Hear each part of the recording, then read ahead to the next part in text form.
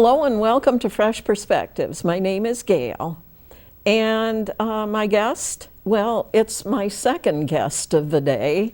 We already just did one with Bill Kulick, but Dr. Berke is here today, so I'm doing a second episode.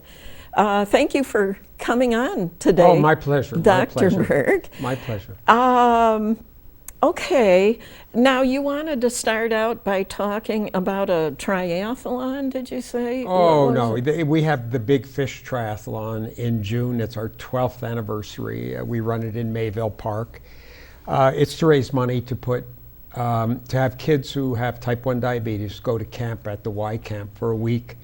We pay their full tuition, and then we pay for all the other stuff that's necessary. There's a whole host of things that go with having diabetic kids in a camp. Mm-hmm. And so the pump specialists, pharmacy, and nursing, and they're mixed in with regular kids, but they have their own bunk where all the kids are type 1 diabetics, and the counselors usually are diabetic. And they have a week free, which is really interesting insofar as the closest camp for kids to go who are diabetic is the other side of Rochester or the other side of Erie, and those slots are eaten up by those big cities. So this was a project that the camp started, we talked about this about 7 years ago, and it's a great opportunity for these kids, local kids, to get a chance to go to camp, which they never can. And they're so active, they have to turn their insulin amounts down because they're just running around having a great time. And the families get a week where, they can relax a little bit and their kids are safe. My youngest daughter was the nurse administrator for this for a number of years. Now she's moved on. She still comes, and my eldest daughter, who's a doctor with us, she now participates in some of the supervision. And we have Westfield Hospital, the diabetic educator there comes, and we have diabetic navigators. We have all kinds of people. We have a link up with Oshai, with one of the endocrinologists, and Dr. Lucy. And it's just really well organized, and these kids are safe. The families have a little break. And all we do is run a triathlon. We get great local support, both for the local volunteers, police, fire, all those people, auxiliary folks out on the roads and everything else, out on the water. And we get about 120 to 150 athletes come. And we get a lot of donations from different organizations. And the money goes to pay for the kids to go to camp. It's a marvelous project. Mm-hmm. It's our 12th year. It'll be June 14th. It's a great event just to come and watch. We could always use volunteers, Oh, is that right? Yeah, anyway. So okay. That's it. Well, you won some sort of award? I did. It's very funny. I was given the Sullivan Award by the camp for this project, which has now raised about $170,000 for the camp. It's my team, it's not me. I mean, I have a marvelous team of people who have been together now 12 years. And it's just a well-functioning team, and I got the award, but I took it on, I accepted it on their behalf, really, because they're just marvelous. Everybody knows what they're doing. We have people in the water, we have people out on bikes, we have people running, we have prizes, we have food we provide. All this requires a team, a well-functioning team.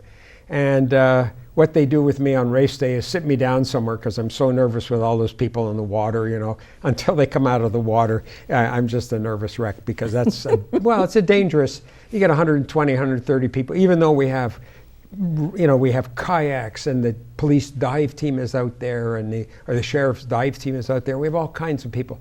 It's still scary business, that number of people in the water swimming in a race around buoys.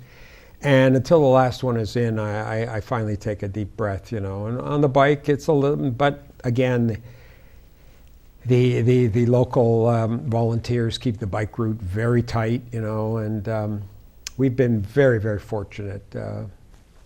So that's my story. Oh, okay. Okay.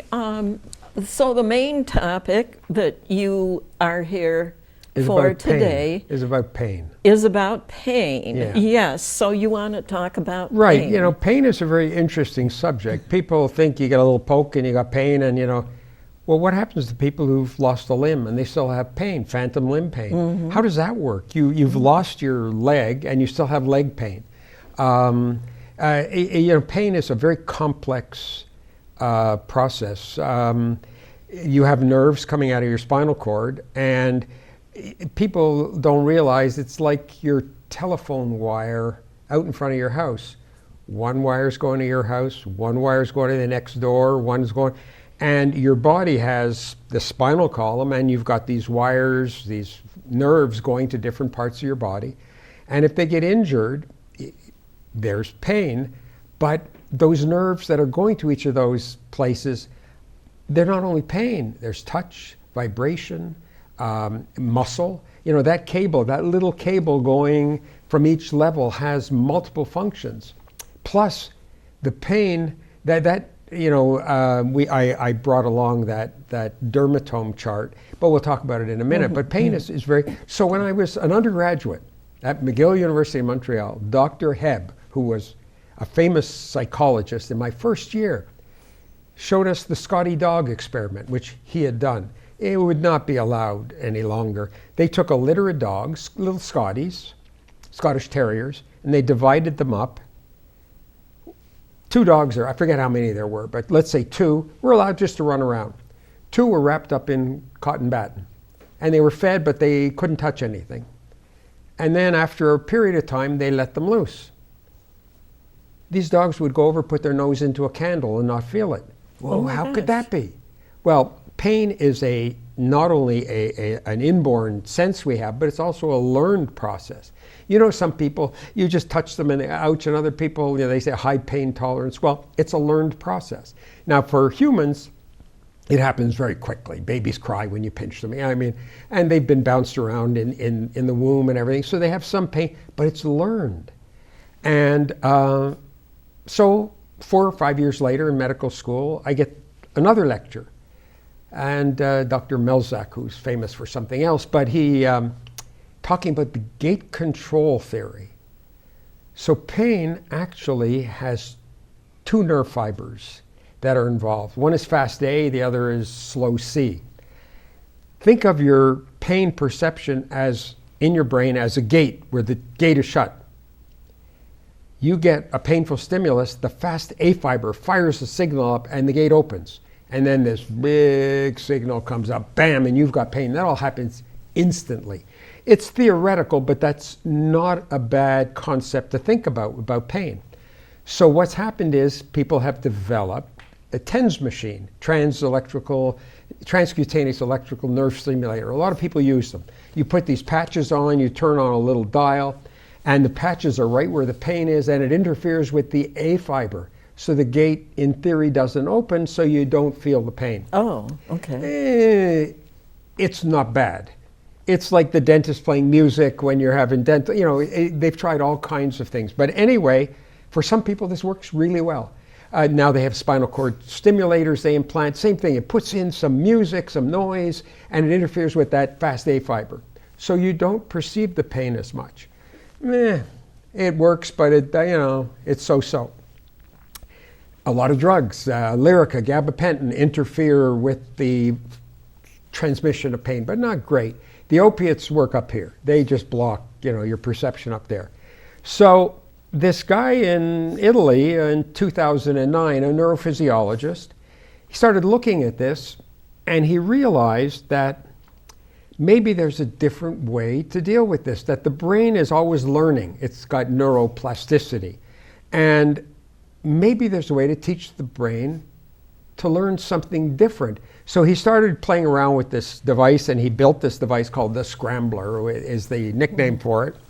And basically, it looks at a nerve, and if you look at the dermatomes, I think we have a diagram of the dermatomes. Oh, you want him to bring that sure, up on if you the bring it screen up. now? Now Okay. so basically those zones that you see of different color are the distribution of each nerve. And if you look at, let's say, the blue, the dark blue in the middle of your thigh there, If you have a back injury, sciatica, very most common, that pain may only come down that dark blue line halfway.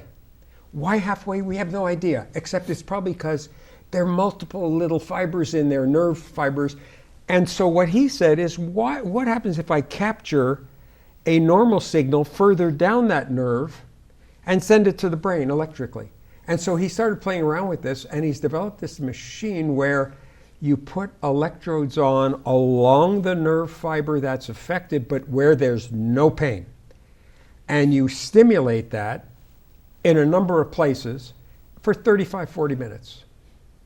And you don't turn it so that they're jumping off the ceiling, they just feel a tingle. And every 7 minutes it changes. The computer changes the signal so you don't get used to it, but it's just a little tingle.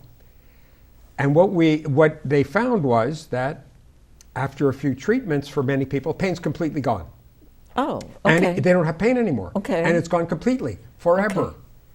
And that's Forever? amazing, forever. Wow. So I looked at an article in the New England Journal of Medicine. That's not Mother Jones's almanac, you understand. The New England Journal, to get an article in there, it has to be, like something that has merit. There are a few journals like that, the Journal of the American Medical Association, the Lancet, the New England Journal. These are you get something in there, so there's this article from a year ago, July 2023, from Johns Hopkins, again, and the Mayo Clinic, again, not, some 30-person study. There's 1,000 people. And the doctors who did it, one was an endocrinologist dealing with diabetics, diabetic neuropathy, diabetic pain in their feet. The other's an oncologist dealing with people who post-cancer treatment had cancer neuropathy. Okay. 80% success rate in curing their pain. Now, what I see, so I finally went online and I talked to the guy. These machines are wickedly expensive.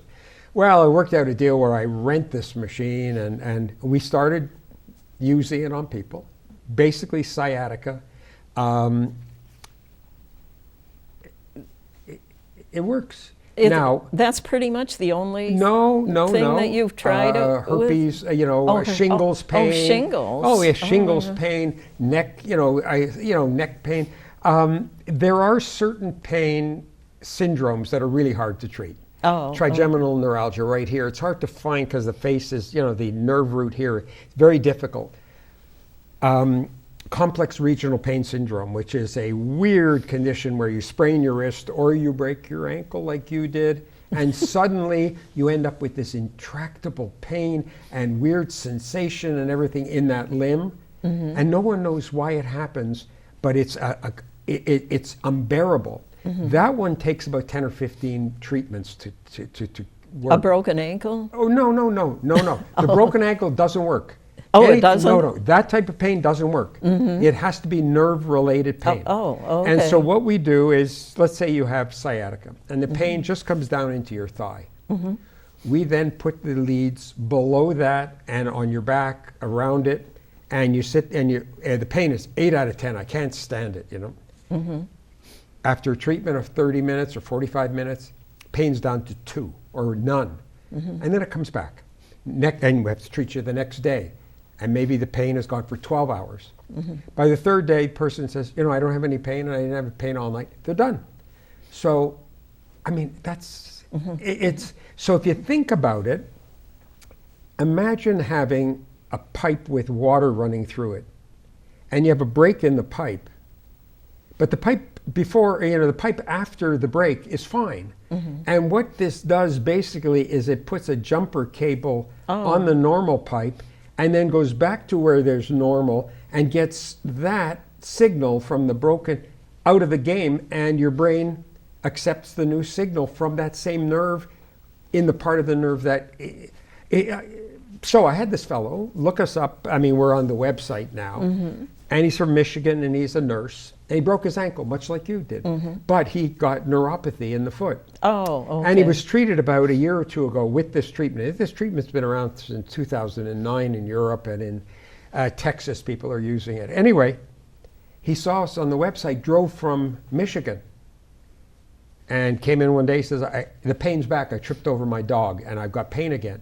We treated him one day. Next day, he said, it's almost gone. We treated him. He says, it's done. I'm leaving. He left, went back to Michigan. I haven't heard from him since. It's that effective. I have 3 staff members I've treated in my office. We treated them initially just to test it out. That was in July when we got the machine. They're pain-free. It's very interesting. There are reasons why it doesn't work. If people are taking nerve blockers like Lyrica or gabapentin or some of the antidepressants that work on nerve pain, duloxetine, and some of the other medications, it won't work. If they're taking opiates, it works, because opiates work up here. And we've been really pleased. Unfortunately, the insurers don't cover it because the FDA, I know you were going to ask that, the FDA has approved it as experimental because there aren't enough studies. Well, there's this study with 1,000 people, and I had to rent. I couldn't buy the machine. It's $70,000 machine. Wow. So I rent the machine, and I have to pay the people who own the machine. Okay. Don't mention how much the people are. We're not supposed to be talking about prices. No, but I'm saying, but there is a little cost per treatment. Yeah. And look, some of that cost has to go back to me renting the machine. But anyway, it works. And a lot of people are sick of taking opiates. They're not getting great relief. The other issue is a lot of people are going for back surgery. And the success rates on back surgery are awful. The first time it's 60 to 80%. The second time it's 40 to 60%. After that, you might as well not go because your chance is worse of having nothing than it is of getting something. And as soon as they start putting in hardware equipment, you're going back another time for more surgery because your spine is flexible. Well, as soon as they put, then this blows a disc up here or down here, and you're back in again and back in again. And the only people who are doing better are the hospital and the surgeon. Yeah. You're just not, and it's really too bad. But so does this mean that you think, for a disc problem, that it's probably better not to have surgery in the first place? I had surgery for a disc. Did you? I was going to swim March 22nd, 2015, stepped out of my car, black ice. I was in midair, and I had a bad feeling being in midair that nothing good was going to come. I landed flat on my back. Next day, numb leg, drop foot. Now, if you have neurological damage, you want it addressed immediately because nerves do not like to be pressed on for it. You know when you bang your elbow and it tingles, your finger tingles? Oh, the funny bone. Yes, that's your ulnar nerve right here. If it tingles for half a minute, imagine that nerve pressing on that nerve for 3 months, 6 months, a year, 2 years, 3 years. It's done. It's not going to get better. Nerves do not like constant pressure. If you have a neurological deficit, loss of bowel control, loss of bladder, a dropped foot, meaning yes, surgery probably should be done quickly and it may relieve all the symptoms. If you've had back pain for 20 years and you think going for surgery is going to fix it, they'll tell you right now, I can't guarantee you, it'll look pretty on x-ray, they'll have done everything, and you'll still have back pain because that nerve is damaged permanently. There's a lot of back surgery being done, and a lot of it, people are not happy when they're done. They still have pain. Now they have the surgical procedure to deal with. I'm not saying it isn't important. Sometimes you're in a bad car accident, you have some bad things going, they'll take you in, do you right? Yes, for sure. But for chronic pain, oof. So this is a nice alternative. I've studied acupuncture, and again, all these things. I'm an expert with the TENS machine. Again, there's no perfect answer. This thing is a really neat little, and it's non-invasive. It's real simple. We just sit you in an easy chair for 30, 45 minutes, and you get a little tingle, and you sleep really well that night. And for 80% of the people in the studies, it works. And when you have 1,000 people being looked at, that's a reasonable size study. You know what the size study is for Prevagen, which is being sold out there and everybody's buying it for their brain? 129 people, most of them normal, some with a little cognitive deficit. That's not a study, that's nonsense. That's absolute nonsense. Not enough people.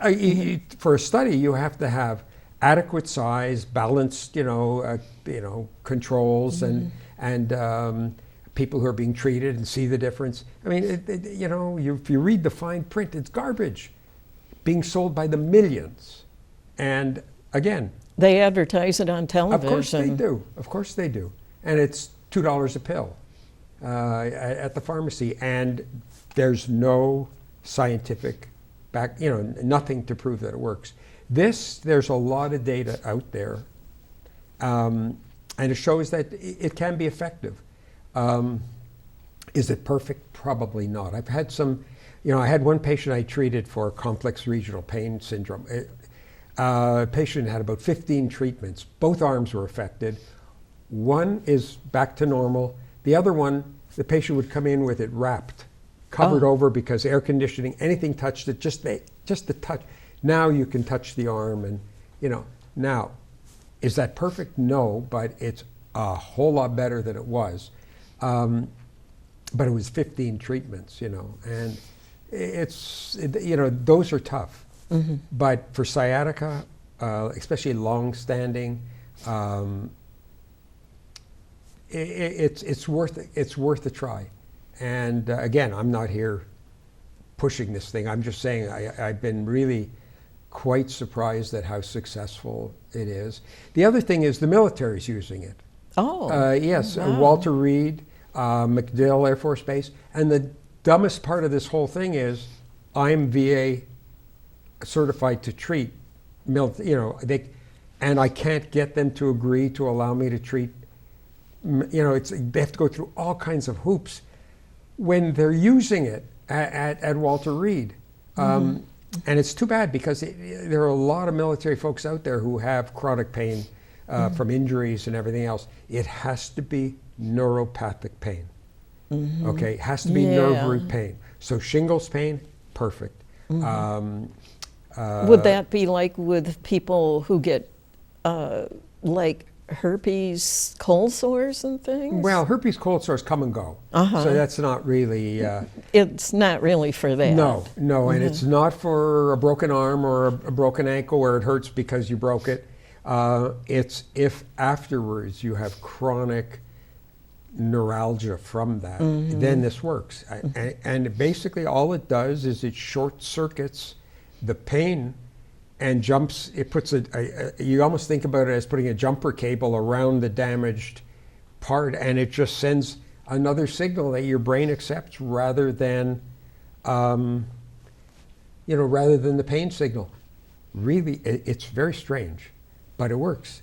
And there are people in Texas, they have rooms of people just full of it's in the large cities where, they have people, 5 or 6 or 7 rooms, people in there all day.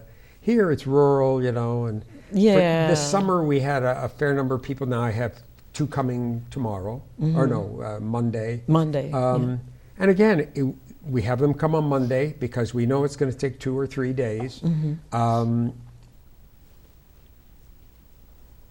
Obviously, we can't give any guarantees, but it's really a neat way to approach pain from a different perspective. They're putting in spinal cord stimulators in people, which is the older concept of the TENS noise, to block out the. This is it's a similar approach using an electrical signal. This is retraining the brain to ignore the pain, not perceive the pain any longer. Pain's still there probably, it's just not being felt, which is kind of neat. Now, obviously, if you have a blown disc in your back and you're dragging one leg, you really need to have that addressed. But if you have a bad disc in your back and you're gobbling pain pills all day and you've been doing it for 10 years, this is not a bad idea. But again, it won't take the pain away from your back that's mechanical pain. You know, you got a stiff back, it won't fix that. It'll fix the shooting pain down the legs, or down an arm from a neck, you know, it'll do that. Anyway, that's my story, you know. It's an interesting, interesting device. If you think about the amount of money and time people spend going for back surgery, you know, back surgeries are not cheap. They're $30,000-$40,000 procedure. This is peanuts compared to that, and it may solve some of the problems.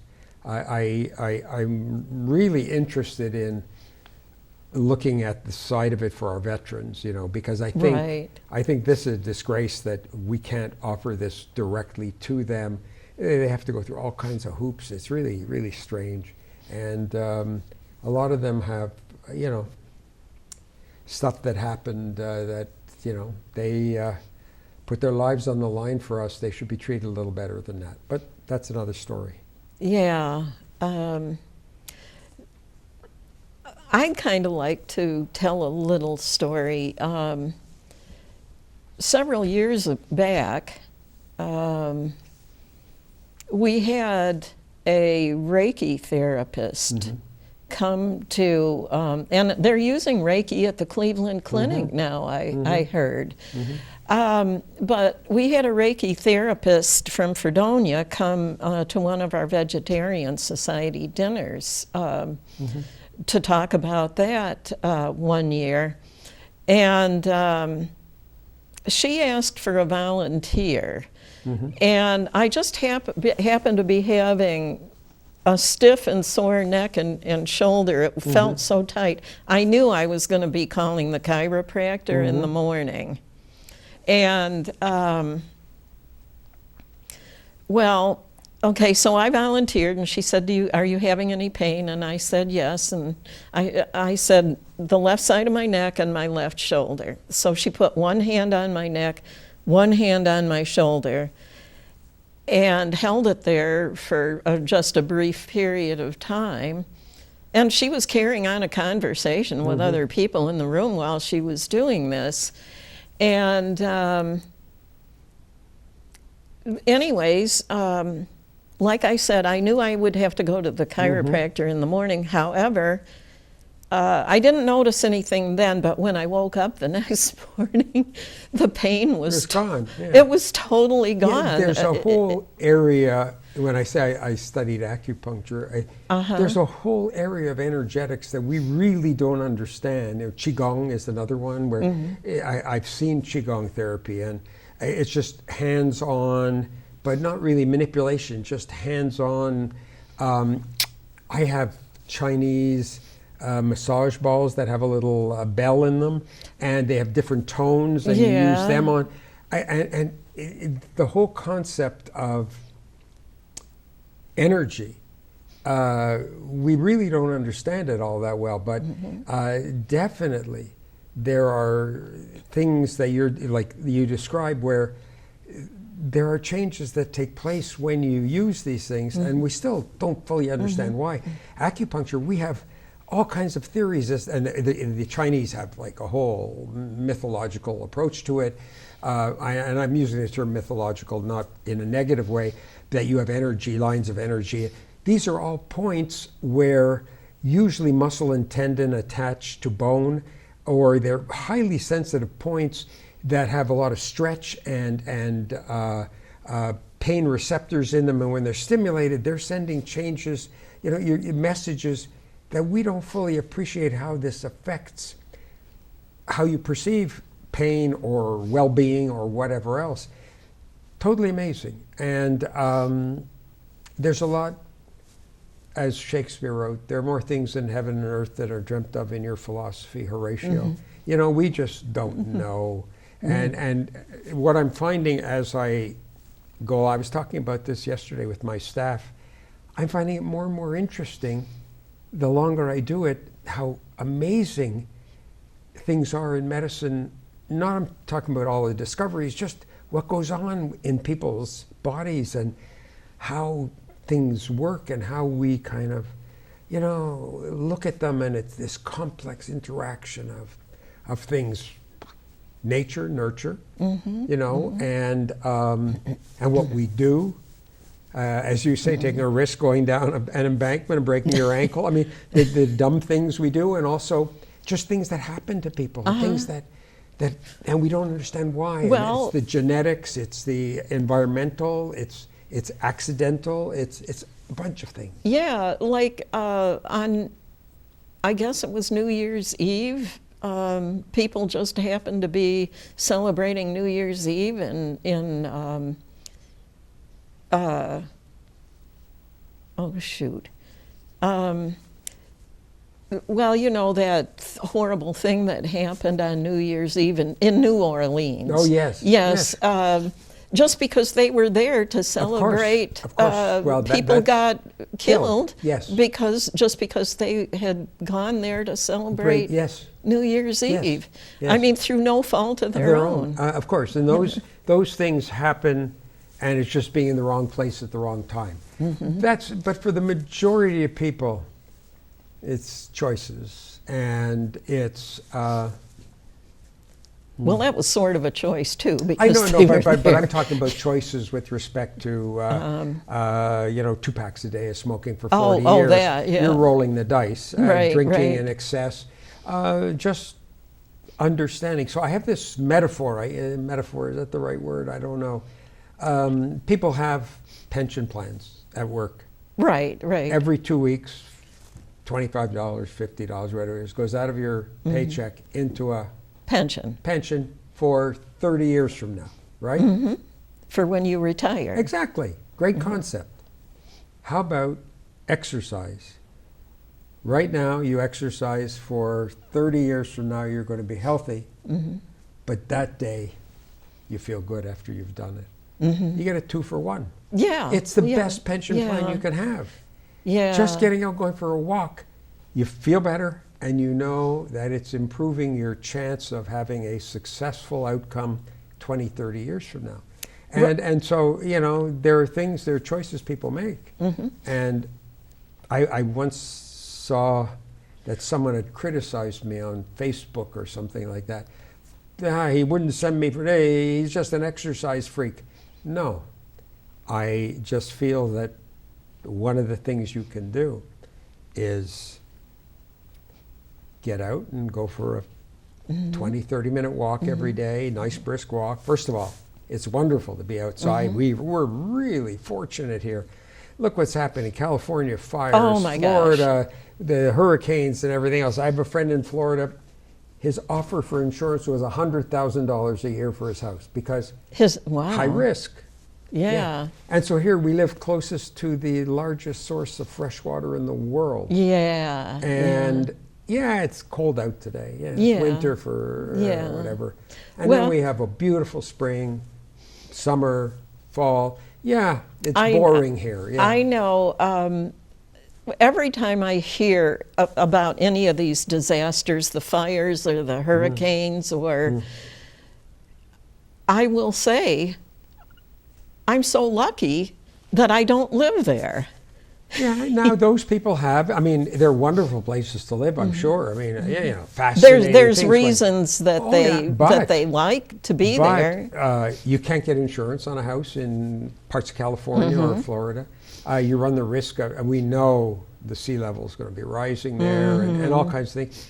Here, you know, again, it's boring here. You know, nothing happens here. Well, boring is what you make of it, you know. Yeah, and, it's if you find stuff, if you invent stuff for yourself to do, it won't be boring. Before I came here, I was in the pool at Turner with 15 or 20 other folks with a coach, and we were, you know, a lovely group of people. Just the nicest people in the world, you know, from all walks of life. Teachers, lawyers, doctors, painters, photographers, whatever they are. And what else is there? You know, I don't know what people think else is there, but it is, you're right, what you make of it and how you look after yourself, for sure. So, Yeah, I'm right now. I've been getting physical therapy for my foot and ankle now because I broke the ankle and had to be encased in a cast for 6 weeks. Really? My muscles got weak. Of course they do. And so now I am doing these exercises To to rehab. strengthen Yep. the muscles. So partly they say to prevent re-injuring Injuring. the area. But also, secondly, to be able to go do the things you like to do, Right. walk in the woods, do Right. whatever, for sure. Right. For sure. Yeah. And these setbacks happen. They're called accidents. And they happen for whatever reason. But what you have to do is do your work and then get back out and enjoy the things you like to do. And it's kind of interesting going to the physical therapy appointments because I can get them right here in Mayville. And so, of course, that means a lot of the other people that are coming there to get physical therapy are Mayville area Sure. people. So it's kind of almost like a social hour too, because Why you shouldn't keep it be? seeing The other same people that are right. coming And they're for all physical doing- and occupational yes, they're all therapy. doing the same thing. Yeah. Yep. Yeah. So I know. It's kind of interesting. I know. yeah, it really, really is. But again, we're faced always with the choices we make, and the best thing to do is make the best choices possible. And we're on a one-way ride. You realize. Oh, We are- I we know. all are. We We're all all are. going to wind up. Yes. There's no getting out of this one alive. Yes, I understand that. My mom made it to almost 102, and my dad to almost 90, and all my relatives made it very late, into the late 90s, whatever else. And so, I realize that may be genetically what's going on with me, but I have to look after myself. Oh, yeah. Well, if you don't take care of yourself, you're going to, even if you have good genetics. Oh yeah, you're going to shorten the ride for Right, sure. right, Yeah, you'll stop right, one or two right. stops before you're supposed to, whatever stop that was Right. marked on your ticket. Yeah, Right. I understand. It's yeah, I know. Yeah. I do believe in reincarnation myself. Oh really? I've even had a few memories. I see.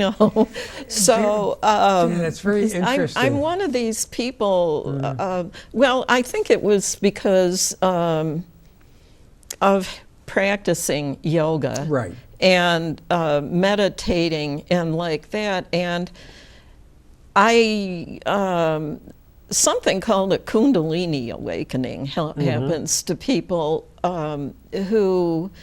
I mentioned to you before that I spent time in an ashram with swamis and Brahmin priests and like that. And if you're around a fully enlightened being, you can have what's known as a Kundalini awakening. Right. And that will trigger memories from past lifetimes, from past incarnations. That's fascinating. I mean, not a lot of memories, but enough to prove it to me that it does happen. Yeah, it's very interesting. I was at a dinner party a few weeks ago, and someone who I've known for a long time was asking me, as a doctor, seeing people who, I mean, I've delivered 1,200 babies, so I've seen people come into the world, Right. and I've seen people Oh, go the other way. right. And she asked me, what do I feel about that and about life and death and the hereafter and everything else? And I'm a little conflicted on that. I really don't know. And that's okay. I mean, that's, she was felt very comfortable with her belief that there is an afterlife of some sort. And I don't say I envy that, but that's kind of a nice place to Well, be in your head, yeah. because there's some solace in that. I'm wondering if it's just, a dark place you go. I have no idea. Yeah. And that's hard to, Well, I have been visited occasionally, somebody that I knew when they were alive. Right. will show up, and they do this on purpose because they don't want to scare you by showing up while you're awake. They will show up in a dream, and what they always show up in my dreams for is they want me to tell their families That they're okay. that they're okay. Yeah. And I mean, this one elderly lady, I actually took care of her the last year she was alive, and her husband had died a few years earlier, and then she died, and within 2 weeks she showed up with her husband in my dream and told me to let her family know not to feel bad, that her and their dad were so happy to be back together again. And then the two spirits went running off together, and so who knows? I mean, you know, I've told basically the same message to other people's families. You know, I'm not going to tell the spirits. No, I'm not going to let them know about the the news. Again, you know. You've never had that experience then? no. No. But, you know, it's, if someone really knew what it was all about, we would all know about it. There are, you know, it's like the 6 blind men and the elephant. Everybody's got their hand around a different part. Oh, that feels like a tree stump. Oh, that feels like a snake. Oh, that feels like a wall. And, oh, that feels like a fan, you know. It's really interesting how everybody's got a different concept. Not everybody, but there are groups of people by the millions who have conceptually different beliefs, and I don't think anybody's got their complete hands around the whole thing. Yeah. At least they may believe they do, but that's another story. Yeah. Too many wars are fought with the idea that theirs is right and yours is wrong. Yeah. I understand that. You mentioned neuroplasticity earlier in our conversation, and I have to say that once upon a time, well, I have a copy of the book. It's Autobiography of a Yogi by Paramahansa Yogananda. And, well, anyway, I read the book about him, and then somewhere along the line, my husband bought me a DVD that was kind of a movie about him. It showed old film footage of him and so forth. He was one of the early people that brought yoga to the West. To the West, yeah. And he would talk about meditation and how you could change the way that your brain worked and everything. He would talk about this stuff. And in the movie, they're saying something about, he was talking about neuroplasticity many years before researchers figured it out. But definitely, you know, that there's a book out, there was a long time ago, Abraham Benson from Harvard, who was I think a cardiologist. He postulated and proved that you could treat some people who had high blood pressure by teaching them to meditate. And if they meditated for a set amount of time twice a day, they could lower their blood pressure by 10%. And I remember talking to a patient of mine and saying, you know, your blood pressure's up. You can either take some medicine or why don't you try meditating? And they said, I would love to do that. I don't want to take any medication. They went and did that. Yes, and they were able to do it. And then a little while later, I was talking to another patient. She said, write me the prescription. I don't want to waste my time doing that. Oh. Well, that's okay. I mean, we have choices, but there's no question that some of these techniques, you know, when you meditate, you go into a different, you know, wavelength in your brain. They measure that, and that does change what's going on. Your breathing, your you know, all the, you know, what controls our heart rate and our bowels and our bladder and our breathing is our 12th nerve, the vagus nerve, which is functioning without us It's just going on. I mean, we don't know about it. Yet you can affect that by some meditational techniques. Slow your heart rate down, slow your breathing rate down, slow your blood, lower your blood pressure. And there are people who are extremely good at that and can really do it. Other people just, meditate for 15 or 20 minutes once a day. They do get terrific results with respect to tranquility, peace, the ability to settle down and settle their, how they're doing for the day. But there's more to it than we know. Well, I picked out a calendar, not the one I was showing you in my purse that's a little pocket calendar, but the one I wanted to have hanging on my wall at home, and for this year. And when we opened it up on New Year's Day to hang it up, we're discovering that there's some extra pages at the back of the calendar that talk about different things about cats. And, just different information about them. And on the one page, it said that there's something about the frequency of a cat's purring. When they're, when they're feeling friendly with you, they will purr. And it's a very soothing sound. I don't know if you've ever had a pet cat. Oh, yes. And definitely. it said there's something about the frequency of a cat's purring that will, if you have a broken bone, it will help the bone to heal up more quickly. You know that the programs they have with horses and children who have disabilities, I mean CP and autism and everything else, you put one of them on a horse that is suitable, everything just changes for that individual. When I worked in a long time ago in Boston, I used to go out at night to 90 miles outside of Boston to Belchertown. It was a big facility, 1,500 individuals, 400 Down syndrome. At the time, there were still people with the really big heads because they hadn't put shunts in yet. This is a long time ago. Oh, what did they call it? Hydrocephalus. Hydrocephalus. Now we measure kids' heads right from birth, and there's something you can do to prevent that. Yes, it's a blockage of cerebral spinal fluid, and so they can shunt that.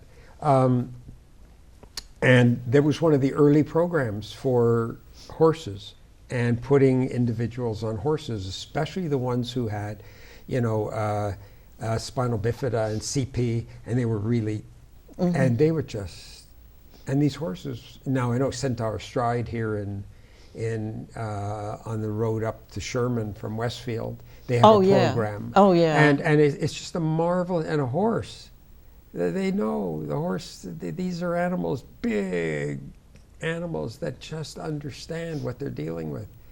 And there are all these studies with dogs and cats and horses that show that they have a connectivity to humans that we don't fully appreciate.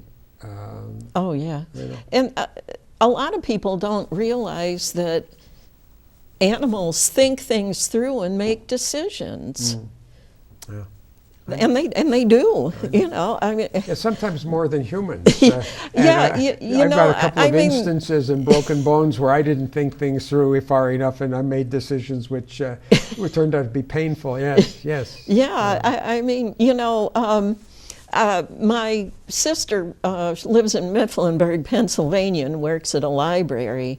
And they have, some libraries have a cat, and but they have, I think, it's one of those rodent type animals, a gerbil or hamster or something like that lives at their librry. And they fed it some melon one day. Apparently, it had never had any melon before, and it took it and took a bite of it,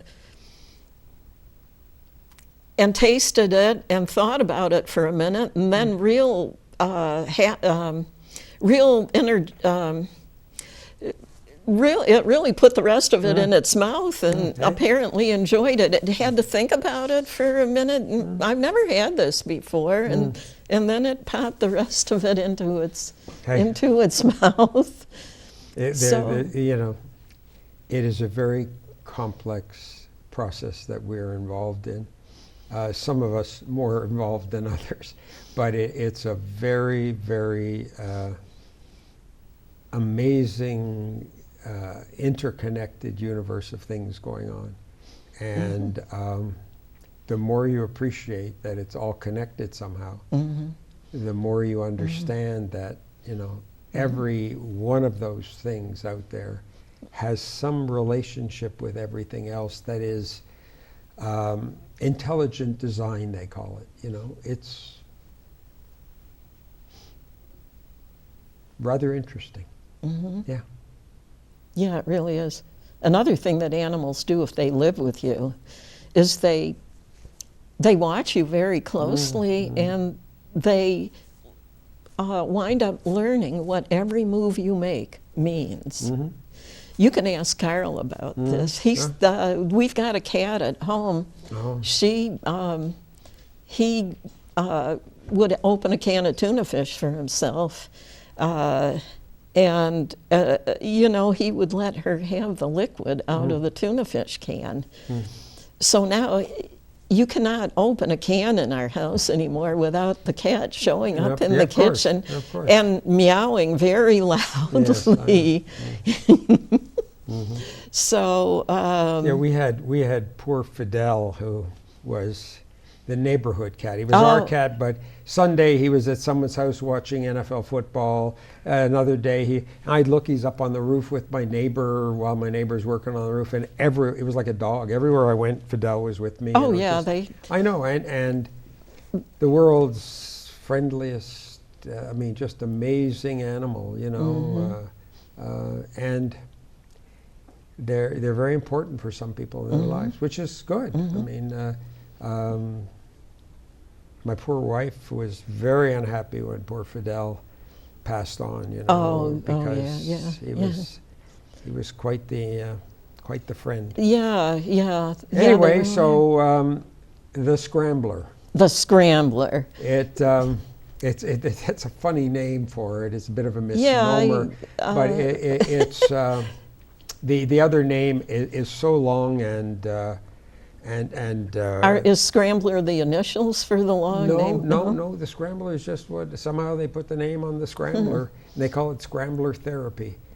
Well, it somehow scrambles the pain. Signal. The interesting thing is that the computer device scrambles the signal every 7 minutes, and some of the patients can tell us, "Oh, it's just changed. It's just changed," and it does that so your body will get used to a constant signal. At a certain point, you'll tune it out. But if you keep changing the pattern, you don't get used to it. And that's what the algorithm in there does. I don't know. I just put the patches on and turn it up and ask them how they feel. Come back 10 minutes later, you're doing okay. Turn it up a little more. Doesn't hurt. You know, that's my job. And. Yeah. So you don't have a lot of patients that use it then? A couple a week. A couple a week? Yeah. Remember, it's hard because we only have one machine, and each person is there for about an hour once you're setting them up and talking with them and everything else. So if you have X number of people, it eats up someone having to set them up and then take you know, there's a limit to the number of people we can treat with that. You know, probably it's 4 or 5 a day, that's all. And remember, people are coming every day, and we only have so much time with all the other patients we see. You know, this is just a little. Well, okay, so you don't, by a couple of week, you don't mean just 2 appointments a week. You mean they come multiple times. Multiple appointments. Yeah. Usually you can't. I had one of my staff that only took one treatment, Another one took 2, another one took 3. They're all done. And these are people who work for me. Did they have problems? Oh yeah, definitely. yeah, You they don't definitely- use it on someone who doesn't have a problem. Oh, okay. You have, and that's why if they tell you I've been 24 hours, no pain, you stop. You don't do anymore. Oh, okay. But yeah, that's fine. It's nice because it's there. I have a number of people who are interested. One reason or other, they can't do it now. It's fine. It doesn't go anywhere. It just sits there in the corner, and it's about that big, on a little cart, It's fine. So it's fun. But there are people that you've suggested it to that didn't want to do it? Yeah, well, the problem that you get is that people have to go off of certain medications. Oh. And so they can get a little uncomfortable for 4 or 5 days, but you can't. It just Like with doesn't- withdrawal symptoms? Or Not something? necessarily withdrawal, because these aren't the opiates or anything. It's the other medications that are nerve blockers. And some people just get very uncomfortable when they're off them. But it won't work very well if they're on them. If they're on them. We've had people on them, and it just doesn't seem to work as well. And the training we took said you've got to get these people off these medications for 4 or 5 days. So usually we tell them stop on Thursday or something, come in Monday. And just the way it is. There's nothing perfect in this world. There are just things that...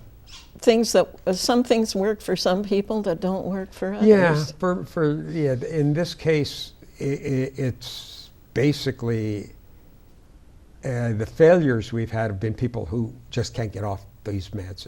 It just doesn't work as efficiently. There's something that those meds do in the nerve channel that make this process not as effective. So. Okay, so they have the symptoms then if they have to go for 4 or 5 days without it before you Oh can... yeah.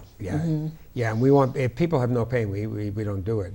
You have to have some pain that you're describing to us, and what out of 10 it is. Is it an 8 out of 10? Is it a 4? Whatever it is.